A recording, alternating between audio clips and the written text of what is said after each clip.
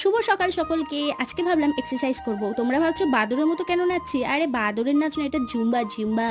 দীপ্তি Zumba দেখে Zumba করি আমি। যাকে এক্সারসাইজ করার পরে স্নান টান করে বসে পড়েছি ওটসের রুটি তরকারি আর কলা নিয়ে। তারপরে একটু গীতা পড়ছিলাম।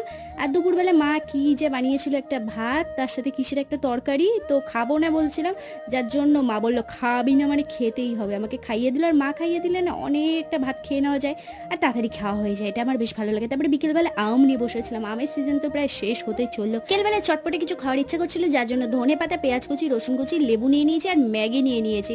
এবার এইসব ধনে পাতা, পেঁয়াজ কুচি এসবের মধ্যে সোয়া সস, কেচাপ আর একটা কি দিলাম, রেড চিলি সস দিয়ে মাখিয়ে নিয়েছি। তার মধ্যে একটু সর্ষের তেল না সরি সাদা তেল গরম করে দিয়ে দিয়েছি। আর তারপরে সেদ্ধ ম্যাগিটা দিয়ে একটু লেবুর রস ছিটিয়ে একটু নাড়াচাড়া করে নামিয়ে নিলাম। এটার নাম কি বলো তো? Lemon coriander Maggi. একবার বানিয়ে দেখো, দারুণ হয়েছিল খেতে। আর ভিডিওটা ভালো লাগলে সাবস্ক্রাইব করে যেও। বাই।